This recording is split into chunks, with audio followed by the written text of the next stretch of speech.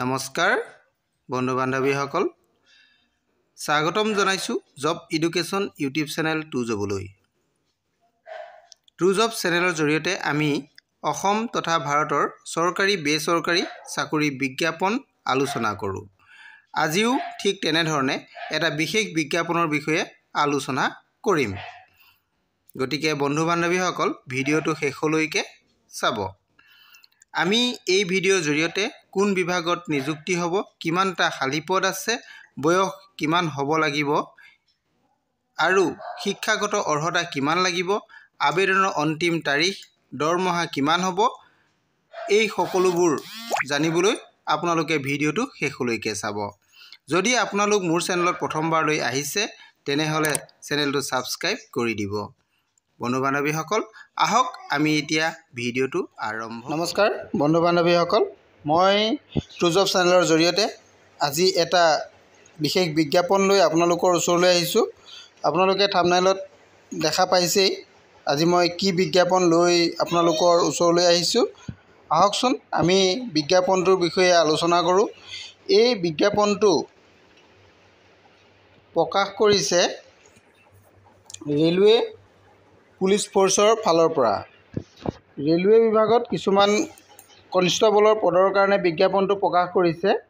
এই বিজ্ঞাপনটো কাৰণে অনলাইন যিটো এপ্লিকেশ্যন দিয়া হৈছে, অনলাইন এপ্লিকেশ্যনটো 15 এপ্ৰিল অৰ্থাৎ আজি তাৰিখৰ পৰা আৰম্ভ হৈছে। এইটো আপোনালোকে নিশ্চয় দেখা পাইছে 15 এপ্ৰিল 2024 এই তাৰিখৰ পৰা অনলাইন অপেনিং হ'ব আৰু অনলাইনটো ক্লজিং হ'ব আপোনালোকৰ 14 মে' 2024। এইটো আপোনালোকে দেখা পাইছে এই 14 মে' তাৰিখে আপোনালোকৰ এইটো অনলাইন এপ্লিকেশ্যনটো ক্ল'জ কৰা হ'ব। আৰু যদি আপোনালোকৰ ফৰ্ম ফিল আপ কৰাৰ পাছত কিবা কাৰেকশ্যন থাকে তেনেহ'লে আপোনালোকে এইটো 15 মে'ৰ পৰা 24 মে'ৰ ভিতৰত ফৰ্মটো কাৰেকশ্যন আপোনালোকে কৰিব পাৰিব। এইটো ইয়াতে ডেটটো উল্লেখ কৰি দিছে। এতিয়া আমি আহোঁ ইয়াতে পদ কিমান আছে, কি পদ আছে আমি এইখিনি চাওঁ। ইয়াতে মুঠ পদৰ সংখ্যাটো হৈছে 4208টা। এইটো আপোনালোকে দেখিছে মুঠ পদ আছে 4208টা। এইটো হৈছে কনিষ্টেবল পদৰ কাৰণে দিয়া হৈছে। কনিষ্টেবল আপোনালোকে নিশ্চয় দেখা পাইছে। ইয়াতে ইনিচিয়েল যিটো পে' হয়, ইনিচিয়েল পে'টো 21,700 টকা হ'ব আৰু আপোনালোকৰ ইয়াতে বয়সৰ সীমাটো দিয়া হৈছে 18 বছৰৰ পৰা 28 বছৰ 1/7/2024লৈকে 1/7/2024লৈকে আপোনালোকৰ 18ৰ পৰা 28 বছৰৰ ভিতৰত হ'ব লাগিব। তেতিয়া আপোনালোকে এই কনিষ্টেবল পদৰ কাৰণে আপোনালোকে এপ্লাই কৰিব পাৰিব। ইয়াতে বহুত পদ ওলাইছে, আপোনালোকে দেখা পাইছেই 4208টা পদৰ কাৰণে বিজ্ঞাপন প্ৰকাশ কৰিছে। গতিকে আপোনালোকে খৰধৰ কৰক, এপ্লাই কৰক। ইয়াতে অনলাইন এপ্লিকেশ্যন কৰিব লাগিব। আপোনালোকে নিশ্চয় গম পাইছেই, মই আপোনালোকক অনলাইন এপ্লিকেশ্যনৰ ডেটটো আপোনালোকক কৈ দিছোঁ যে এইটো আজি তাৰিখৰ পৰা অনলাইন এপ্লিকেশ্যন আৰম্ভ হৈছে। আৰু সবিশেষ জানিবৰ কাৰণে আপোনালোকে ভিডিঅ'টো শেষলৈকে চাই থাকক।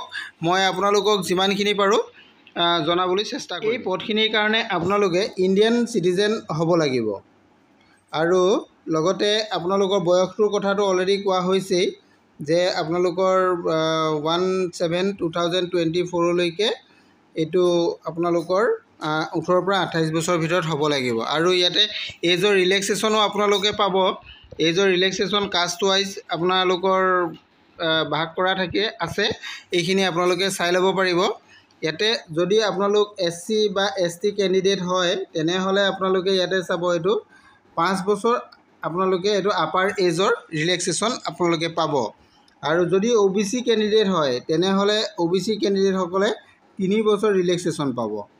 আৰু x servicemen with at least 6 month continuous service after attention তেওঁলোকৰ কাৰণে ইয়াতে 3 বছৰ ৰিলেক্সেশ্যন দিয়া হৈছে।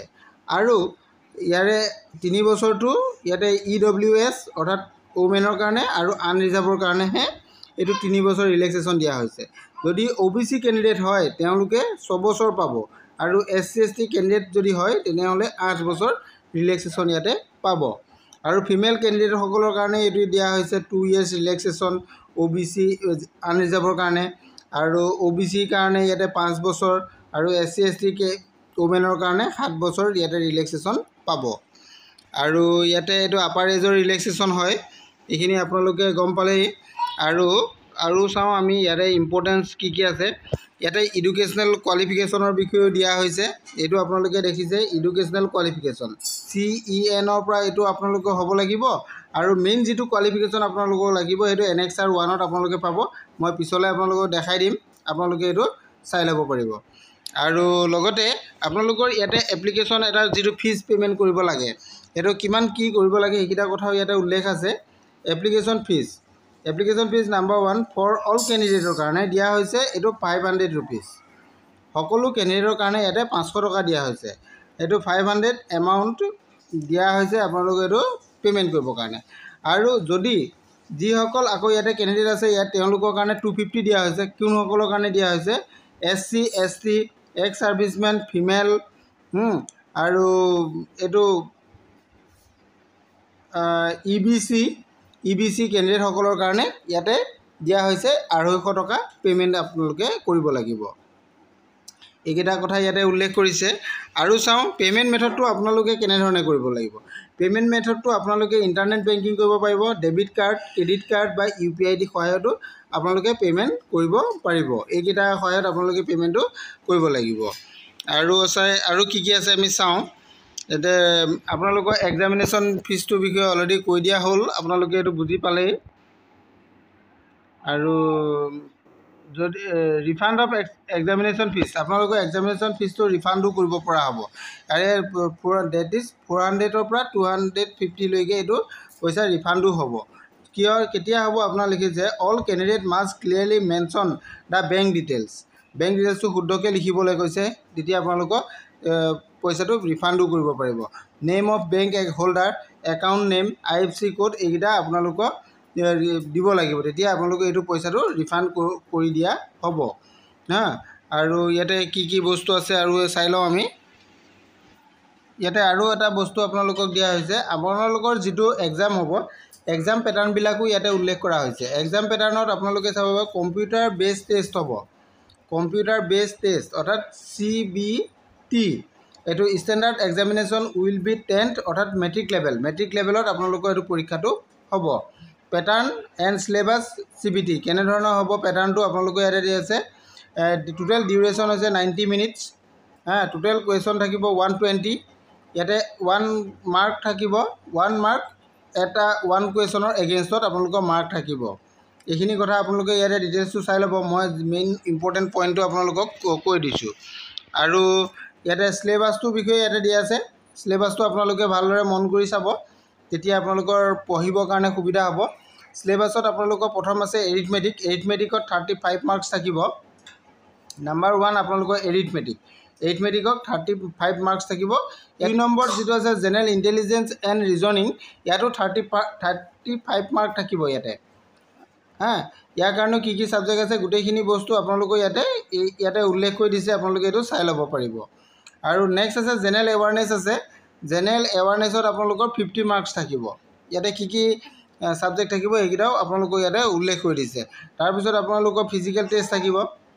ফিজিকেল টেষ্টটো হ'ব। ফিজিকেল টেষ্টৰ কাৰণে আপোনালোকৰ কিমান লাগিব এইখিনি দিয়া হৈছে। কনিষ্টেবলৰ মেলৰ কাৰণে দিয়া হৈছে কি হ'ব আপোনালোকৰ দিছে এইটো মিটাৰ ৰান দৌৰ 1600 মিটাৰ ৰান হ'ব। কনিষ্টেবল মেলৰ কাৰণে এইটো 5 মিনিট 45 ছেকেণ্ডত আপোনালোকে 1600 মিটাৰ দৌৰিব লাগিব। আৰু কনিষ্টেবল ফিমেলৰ কাৰণে 800 মিটাৰ ৰান হ'ব। ইয়াতে 3 মিনিট 40 ছেকেণ্ডত হ'ব লাগিব। আৰু লং জাম্প হ'ব। লং জাম্পটো মেলৰ কাৰণে 14 ফুট আৰু হাই জাম্পটো 4 ফুট। আৰু ফিমেলৰ কাৰণে ইয়াতে যিটো লং জাম্প হয় লং জাম্পটো 9 ফুট হ'ব আৰু হাই জাম্পটো 3 ফুট হ'ব। এইটো হৈছে আপোনালোকৰ ফিজিকেল টেষ্টৰ পৰিব। আৰু আছে ইয়াতে OBC কাষ্টৰ ওপৰতো আপোনালোকৰ এইটো থাকিব। মেল আৰু ফিমেলৰ কাৰণে বেলেগকৈ থাকিব। আপোনালোকৰ হাইট চেষ্ট এইখিনি ইয়াতে থাকিব। ওমেনৰ কাৰণে বেলেগ হ'ব। ওমেন আনৰিজাৰ্ভ আৰু OBC সকলৰ কাৰণে যিটো মেল হয় মেলৰ কাৰণে এইটো দিয়া হৈছে 165 এইটো হাইটটো হ'ব লাগিব। আৰু ফিমেলৰ কাৰণে 157 হ'ব লাগিব। আৰু SC ST কাৰণে 160 মেল আৰু 152 ফিমেলৰ কাৰণে হ'ব লাগিব। আৰু বাকীখিনি এইটো 136 আৰু 155 হ'ব লাগিব। এইটো আছে চেচিছটো আপোনালোকৰ 80 আৰু ফিমেলৰ কাৰণে ইয়াতে 85 ফিমেলৰ কাৰণে 85 নহয়, এইটো এক্সপাণ্ডেডটো আপোনালোকৰ 85 হ'ব লাগিব। আৰু SC STৰ কাৰণে এইটো 76.2 আৰু 81.2 লৈকে হ'ব লাগিব। এইখিনি দিয়া হৈছে। আৰু ইয়াতে আৰু ইম্পৰ্টেণ্ট কি আছে চাওঁ আহক।